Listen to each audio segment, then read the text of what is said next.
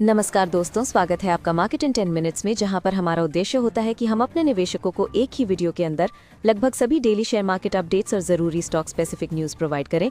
तो हमारी इस वीडियो को लाइक करके हमें सपोर्ट ज़रूर करें, और अगर आप हमारे चैनल पर पहली बार आए हैं तो इस चैनल को सब्सक्राइब करके बेल आइकन ज़रूर ऑन कर लें। साथ ही कॉमेंट में अपना फीडबैक देना ना भूलें, ताकि हम अपनी वीडियो को और भी बेहतर बना सकें। भारतीय शेयर बाजार ने इस हफ्ते काफी कमजोर प्रदर्शन किया और निवेशकों का सेंटिमेंट काफी दबाव में रहा। आईटी सेक्टर में भारी बिकवाली के चलते बाजार से करीब 3 लाख करोड़ रुपए की मार्केट कैप साफ हो गई और सेंसेक्स और निफ्टी दोनों लगभग 1% की साप्ताहिक गिरावट के साथ बंद हुए। आईटी सेक्टर सबसे बड़ा नुकसान झेलने वाला सेक्टर रहा, जहां निफ्टी आईटी इंडेक्स करीब 8% गिरा, जो पिछले एक साल की सबसे बड़ी साप्ताहिक गिरावट मानी जा रही है।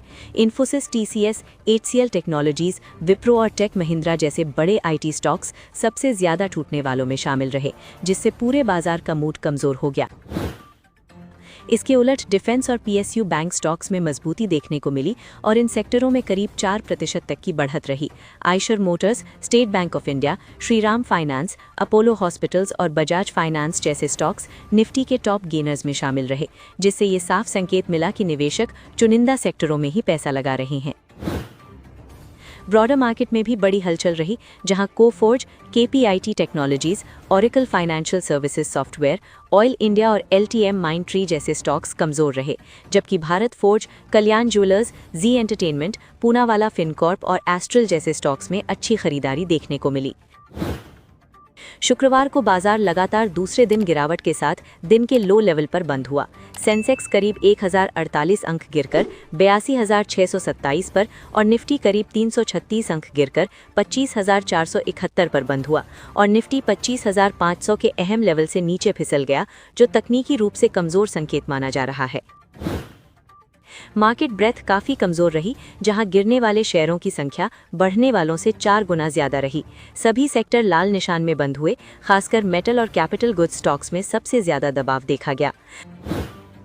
आईटी सेक्टर में बिकवाली की सबसे बड़ी वजह ये डर रहा कि आर्टिफिशियल इंटेलिजेंस आने वाले समय में आईटी कंपनियों के पारंपरिक बिजनेस मॉडल को प्रभावित कर सकता है। निवेशकों को लग रहा है कि एआई के कारण मैन पावर आधारित आईटी सर्विसेज पर दबाव बढ़ सकता है, जिससे सेक्टर की ग्रोथ पर असर पड़ सकता है। ग्लोबल टेक स्टॉक्स में भारी बिकवाली भी भारतीय आईटी शेयरों पर बड़ा दबाव बनी। यूएस में नैस्डैक, एसएनपी 500 और डाउ जोन्स जैसे बड़े इंडेक्स गिर गए, जिससे दुनिया भर के टेक शेयरों में डर फैल गया और विदेशी निवेशकों ने जोखिम कम करना शुरू कर दिया। यूएस से मजबूत जॉब्स डेटा आने के बाद ब्याज दरों में जल्दी कटौती की उम्मीद कम हो गई, जिससे टेक शेयरों के वैल्यूएशन पर दबाव बढ़ा। जब ब्याज दरें ज्यादा समय तक ऊंची रहती हैं, तो हाई ग्रोथ सेक्टर्स जैसे आईटी के शेयर ज्यादा गिरते हैं। बाजार में अनिश्चितता बढ़ने का संकेत इंडिया विक्स के तेज उछाल से मिला, जो करीब 15% से ज्यादा बढ़ गया। विक्स बढ़ने का मतलब है कि निवेशक ज्यादा वॉलेटिलिटी की उम्मीद कर रहे हैं, इसलिए वो आईटी जैसे रिस्क हैवी सेक्टर से पैसा निकालते हैं। डॉलर मजबूत होने और रुपये के कमजोर होने से भी आईटी शेयरों में दबाव बना। रुपया भी डॉलर के मुकाबले कमजोर होकर करीब 90.64 पर बंद हुआ। भले ही आईटी कंपनियों को डॉलर में कमाई होती है, लेकिन कमजोर बाजार सेंटिमेंट में विदेशी निवेशक इमर्जिंग मार्केट से पैसा निकालते हैं, जिससे आईटी स्टॉक्स भी गिरते हैं। एशियाई और ग्लोबल टेक सेक्टर के सेल ऑफ का सीधा असर भारतीय आईटी कंपनियों पर पड़ा। जापान, साउथ कोरिया, सिंगापुर और ऑस्ट्रेलिया जैसे बाजारों में भी टेक शेयर गिरे, जिससे पूरी टेक इंडस्ट्री में नेगेटिव सेंटिमेंट फैल गया। इसके अलावा आईटी सेक्टर पहले से ही काफी समय से स्ट्रॉन्ग रैली कर चुका था, इसलिए निवेशकों ने प्रॉफिट बुकिंग शुरू कर दी। जब डर और ग्लोबल प्रेशर साथ में आते हैं, तो सबसे पहले ओवर वैल्यूड और हाई ग्रोथ स्टॉक्स में बिकवाली होती है। शुक्रवार के ट्रेडिंग सेशन में निफ्टी के 44 स्टॉक्स लाल निशान में बंद हुए और Hindalco industries, Hindustan Unilever, Adani enterprises, oil and natural gas corporation और टाटा स्टील जैसे बड़े स्टॉक्स में भारी गिरावट रही। सेंसेक्स पैक में Bajaj finance, HR Motors, HAL और अपोलो हॉस्पिटल्स एंटरप्राइज जैसे स्टॉक्स में खरीदारी देखने को मिली, जबकि Hindalco industries, Hindustan Unilever, Adani enterprises और कोल इंडिया जैसे स्टॉक्स सबसे ज्यादा टूटने वालों में रहे। कुछ स्टॉक्स में स्टॉक स्पेसिफिक मूवमेंट भी देखने को मिला, जहां एल्केम लैबोरेटरीज करीब 8% गिरा, क्योंकि कंपनी का Q3 इंडिया बिजनेस टारगेट से कम रहा, जबकि हिंडाल्को इंडस्ट्रीज भी करीब 6% गिरा, क्योंकि उसके नतीजे बाजार की उम्मीद से कमजोर रहे। वहीं दूसरी तरफ ट्रांस रेल लाइटिंग में करीब 2% की तेजी आई क्योंकि कंपनी को 2350 करोड़ रुपए का बड़ा ऑर्डर मिला। इंजीनियर्स इंडिया में 11% से ज्यादा की तेजी देखने को मिली क्योंकि कंपनी का Q3 मुनाफा 3 गुना से ज्यादा बढ़ा और बजाज फाइनेंस ने अपनी तेजी को जारी रखा। कुल मिलाकर ये हफ्ता बाजार के लिए काफी चुनौतीपूर्ण रहा, जहां टेक सेक्टर में डर, ग्लोबल मार्केट की कमजोरी, रुपये की गिरावट और बढ़ती वॉलेटिलिटी ने मिलकर बाजार पर दबाव बनाया, जबकि निवेशक डिफेंसिव और PSU बैंकिंग जैसे सुरक्षित सेक्टरों की तरफ शिफ्ट होते नजर आए। मेटल स्टॉक्स में शुक्रवार को भारी बिकवाली देखने को मिली, जिसमें हिंडाल्को सबसे बड़ा लूजर रहा और निफ्टी मेटल इंडेक्स करीब 2.8% गिर गया। पिछले 5 दिनों की तेजी के बाद अचानक प्रॉफिट बुकिंग शुरू हो गई, जिससे पूरे सेक्टर पर दबाव आ गया। इस गिरावट की एक बड़ी वजह US से आई खबरें थी, जहां डोनाल्ड ट्रंप के कुछ स्टील और एल्यूमिनियम टैरिफ्स कम करने की चर्चा चल रही है। अगर टैरिफ्स कम होते हैं तो ग्लोबल मार्केट में सप्लाई बढ़ सकती है और मेटल प्राइसेस पर दबाव आ सकता है। इसी डर से निवेशकों ने मेटल स्टॉक्स में मुनाफा वसूली की। ग्लोबल स्टील और एल्यूमिनियम इंडस्ट्री के लिए टैरिफ्स कम होना लॉन्ग टर्म में पॉजिटिव माना जा रहा है, क्योंकि डिमांड डिस्ट्रक्शन का डर कम हो जाता है, लेकिन शॉर्ट टर्म में इससे प्राइसेस और मार्जिन्स पर असर पड़ सकता है, इसलिए स्टॉक्स में वॉलेटिलिटी बढ़ गई। हिंडाल्को पर खास दबाव नोवेलिस बिजनेस की वजह से आया, क्योंकि अगर US एल्यूमिनियम मिडवेस्ट प्रीमियम कम होता है तो स्क्रैप स्प्रेड और मार्जिन्स पर नेगेटिव असर पड़ सकता है। मिडवेस्ट प्रीमियम पहले ही रिकॉर्ड हाई $2250 प्रति टन तक पहुंच चुका था, इसलिए करेक्शन का डर ज्यादा था। हालांकि हिंडाल्को का इंडिया बिजनेस काफी मजबूत रहा और कंपनी के Q3 ऑपरेटिंग परफॉर्मेंस में अच्छा सुधार दिखा, लेकिन नोवेलिस की डिसरप्शंस की वजह से कंसोलिडेटेड अर्निंग्स पर दबाव बना रहा। मैनेजमेंट का कहना है कि मेटल्स में हाल ही में काफी अच्छी रैली हो चुकी थी, खासकर नॉन फेरस मेटल्स में, इसलिए फंड मैनेजर्स प्रॉफिट बुकिंग कर रहे हैं और पोर्टफोलियो में मेटल्स का वेट कम कर रहे हैं। एक्सपर्ट्स का मानना है कि गोल्ड और सिल्वर जैसे प्रेशियस मेटल्स पोर्टफोलियो का हिस्सा होने चाहिए, लेकिन मौजूदा स्तरों पर ज्यादा बाइंग करने की बजाय धीरे धीरे वेटेज कम करना बेहतर रणनीति हो सकती है, क्योंकि लॉन्ग टर्म ऑप्टिमिज्म पहले ही प्राइसेस में रिफ्लेक्ट हो चुका है। पिछले 1 साल में हिंडाल्को और टाटा स्टील जैसे स्टॉक्स के अर्निंग्स एस्टिमेट्स काफी बढ़े हैं, भले ही इंडिया में स्टील प्राइसेस 5 साल के लो पर रहे हों। हिंडाल्को के एस्टिमेट्स करीब 19.7% बढ़े हैं और टाटा स्टील के करीब 10.1% बढ़े हैं, जो ग्लोबल मेटल प्राइसेस की मजबूती दिखाता है। हिंडाल्को प्रमोटर्स ने अगले 5 साल में एल्यूमिनियम और कॉपर माइनिंग में करीब $6 बिलियन निवेश करने का प्लान बताया है, जिससे लॉन्ग टर्म ग्रोथ आउटलुक मजबूत माना जा रहा है। दूसरी तरफ गोल्ड और सिल्वर में तेजी देखने को मिली, क्योंकि ट्रेडर्स ने फ्रेश पोजीशंस ली और ग्लोबल मार्केट में भी प्रेशियस मेटल्स मजबूत रहे। MCX पर गोल्ड अप्रैल कॉन्ट्रैक्ट करीब 1,53,000 रुपए प्रति 10 ग्राम और सिल्वर मार्च कॉन्ट्रैक्ट करीब 2,41,000 रुपए प्रति किलो तक पहुंच गया। ग्लोबल मार्केट में गोल्ड फ्यूचर्स करीब 0.81% बढ़कर $4,962 प्रति आउंस और सिल्वर करीब 2.49% बढ़कर $77.15 प्रति आउंस के आसपास ट्रेड कर रहा था, जिससे डोमेस्टिक मार्केट में भी बुलिश सेंटिमेंट बना। एक्सपर्ट्स का कहना है कि जियोपॉलिटिकल टेंशंस, इन्फ्लेशन और ग्लोबल अनसर्टेनिटी की वजह से गोल्ड में लॉन्ग टर्म अपसाइड बना हुआ है और 2026 के अंत तक $6,000 प्रति आउंस तक का टारगेट भी पॉसिबल माना जा रहा है। सिल्वर के लिए भी लॉन्ग टर्म आउटलुक पॉजिटिव बताया जा रहा है, क्योंकि इंडस्ट्रियल डिमांड और प्रेशियस मेटल साइकिल दोनों इसे सपोर्ट कर रहे हैं, इसलिए शॉर्ट टर्म पुलबैक के बावजूद ट्रेंड बुलिश रह सकता है। कुल मिलाकर मेटल स्टॉक्स में गिरावट शॉर्ट टर्म प्रॉफिट बुकिंग और ग्लोबल पॉलिसी न्यूज़ की वजह से आई, जबकि गोल्ड और सिल्वर में तेजी अनसर्टेनिटी और सेफ हेवन डिमांड की वजह से देखने को मिली, जिससे इन्वेस्टर्स डिफेंसिव एसेट्स की तरफ शिफ्ट होते नजर आए। ओला इलेक्ट्रिक ने Q3 वित्त वर्ष 26 में बड़ा ऑपरेशनल रीसेट करने के बाद रिकॉर्ड 33.3% कंसोलिडेटेड ग्रॉस मार्जिन हासिल किया है, जो सालाना आधार पर 15.7% अंक बढ़ा है। कंपनी इसे इंडस्ट्री के सबसे ऊंचे मार्जिन में से एक बता रही है, जो कॉस्ट कंट्रोल और बेहतर प्राइसिंग का संकेत देता है। कंपनी का कंसोलिडेटेड लॉस घटकर 487 करोड़ रुपए रह गया है, लेकिन रेवेन्यू में बड़ी गिरावट आई है और कमाई 1045 करोड़ रुपए से घटकर 470 करोड़ रुपए रह गई है। हालांकि EBITDA लॉस भी घटकर 270 करोड़ रुपए हो गया है, जिससे ये साफ है कि खर्च घटाने का असर प्रॉफिटेबिलिटी पर पड़ रहा है। ओला इलेक्ट्रिक ने Q3 में 32,680 इलेक्ट्रिक 2-व्हीलर डिलीवर किए और रिटेल नेटवर्क, कॉस्ट स्ट्रक्चर और सर्विस मॉडल को पूरी तरह रीस्ट्रक्चर किया है। कंपनी का EBITDA ब्रेक इवन अब करीब 15,000 यूनिट मासिक बिक्री पर आ गया है, जिससे फ्यूचर ग्रोथ के साथ प्रॉफिटेबिलिटी की संभावना बढ़ती है।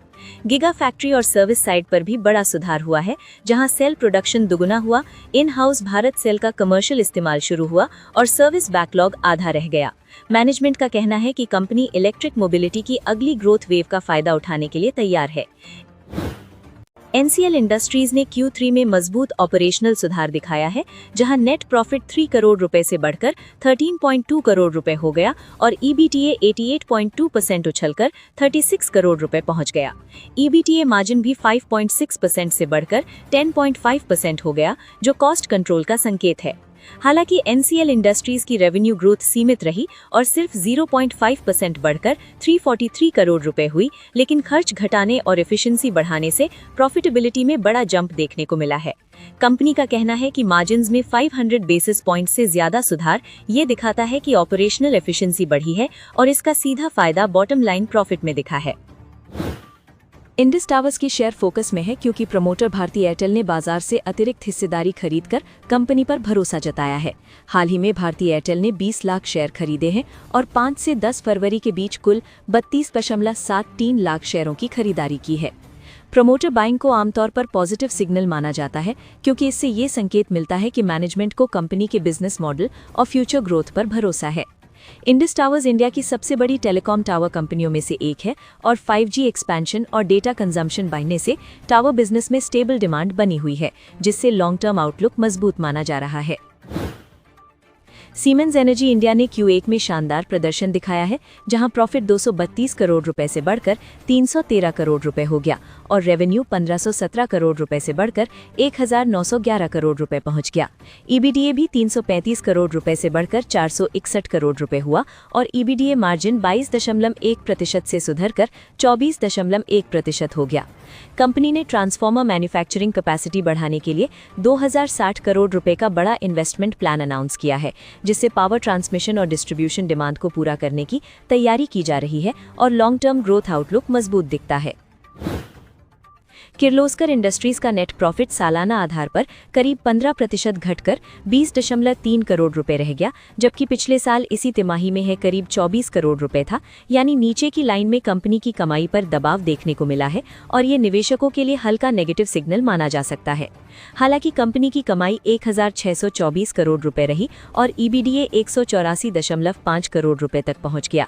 साथ ही EBITDA मार्जिन 10.7% से बढ़कर 11.4% हो गया। यानी ऑपरेशनल लेवल पर कंपनी ने खर्च कंट्रोल किया है, लेकिन प्रॉफिट में गिरावट से ये साफ है कि बिजनेस ग्रोथ उतनी मजबूत नहीं रही। इन्फो एज लिमिटेड का नेट प्रॉफिट पिछली तिमाही के मुकाबले 14% घटकर 271 करोड़ रुपए रह गया, जबकि पिछली तिमाही में ये करीब 316 करोड़ रुपए था, जिससे पता चलता है कि हालिया तिमाही में प्रॉफिट ग्रोथ थोड़ी स्लो हुई है। इसके बावजूद कंपनी की कमाई 2% बढ़कर 819 करोड़ रुपए रही और EBITDA 294 करोड़ रुपए तक पहुंचा। साथ ही EBITDA मार्जिन 37.7% से बढ़कर 35% हो गया। यानी डिजिटल और जॉब पोर्टल बिजनेस का ऑपरेशनल बेस अभी भी मजबूत और स्टेबल बना हुआ है। रेट गेन ट्रैवल टेक्नोलॉजीज का नेट प्रॉफिट सालाना आधार पर 53.2% गिरकर 26.4 करोड़ रुपए रह गया, जबकि पिछले साल ये 56.5 करोड़ रुपए था। यानी मुनाफे पर बहुत बड़ा दबाव देखने को मिला है और ये काफी नेगेटिव संकेत माना जाता है। हालांकि कंपनी की कमाई 94.2% की जबरदस्त बढ़त के साथ 540 करोड़ रुपए पहुंच गई और EBITDA 87 करोड़ रुपए रहा, लेकिन EBITDA मार्जिन 21.8% से घटकर 16.1% हो गया, जिससे पता चलता है कि कंपनी तेजी से ग्रो कर रही है, लेकिन खर्च भी बहुत तेज बढ़ रहा है, जो आगे रिस्क फैक्टर बन सकता है। एरिस लाइफ साइंसेज ने शानदार प्रदर्शन किया और कंसोलिडेटेड मुनाफा 19% बढ़कर 100 करोड़ रुपए पहुंच गया, जबकि पिछले साल ये करीब 84 करोड़ रुपए था। यानी फार्मा बिजनेस में कंपनी की ग्रोथ मजबूत बनी हुई है। कंपनी की कमाई 807 करोड़ रुपए रही और EBITDA 282 करोड़ रुपए तक पहुंचा, जिससे EBITDA मार्जिन 34.8% से बढ़कर 35% हो गया। यानी कंपनी का ऑपरेशनल बिजनेस काफी हेल्दी है और लॉन्ग टर्म ग्रोथ का ट्रेंड मजबूत नजर आता है। IPCA लेबोरेटरीज का कंसोलिडेटेड मुनाफा 248 करोड़ रुपए से बढ़कर 326 करोड़ रुपए हो गया, जो बहुत मजबूत प्रॉफिट ग्रोथ दिखाता है और निवेशकों के लिए पॉजिटिव सिग्नल माना जा सकता है। कंपनी की कमाई 2245 करोड़ रुपए से बढ़कर 2392 करोड़ रुपए रही और EBITDA 462 करोड़ रुपए से बढ़कर 534 करोड़ रुपए पहुंच गया। साथ ही मार्जिन 20.6% से बढ़कर 22.3% हो गया, यानी लागत नियंत्रण और प्रोडक्ट मिक्स काफी बेहतर रहा, लेकिन मुनाफे में उछाल किसी वन टाइम फैक्टर का भी हो सकता है। ब्लूजेट हेल्थकेयर ने शानदार प्रदर्शन किया और कंसोलिडेटेड मुनाफा 6 रुपए था, यानी पहली नजर में रिजल्ट बहुत मजबूत लगता है।